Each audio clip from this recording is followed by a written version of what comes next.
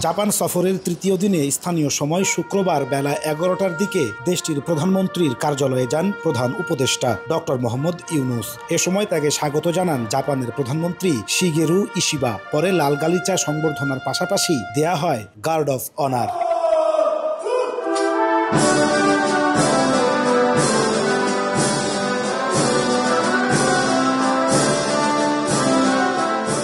রাষ্ট্রীয় সৌজন্যতা শেষে দ্বিপাক্ষিক বৈঠকে বসেন ডক্টর ইউনুস ও ইশিবা। এতে দুই দেশের মধ্যে 6টি সমঝোতা স্মারক ও চুক্তি স্বাক্ষর হয়। চুক্তি অনুযায়ী বাংলাদেশকে বাজেট সহায়তা হিসেবে $100 কোটি ঋণ ও অনুদান সহায়তা দেবে জাপান।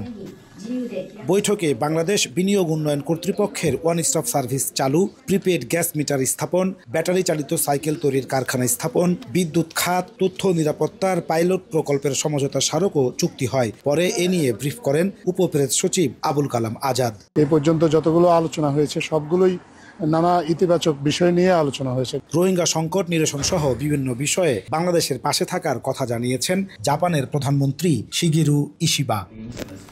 প্রধান উপদেষ্টা ডক্টর মোহাম্মদ ইউনুসের জাপান সফরের মধ্য দিয়ে দুই দেশের মধ্যে শুধুমাত্র কূটনৈতিক সম্পর্কই বৃদ্ধি পাবে না, দীর্ঘদিনের পরীক্ষিত সহযোগী বন্ধু জাপান বাংলাদেশের অর্থনৈতিক পুনর্গঠনেও পাশে থাকবে বলে প্রত্যাশা প্রবাসীদের। নাজমুস সালেহী,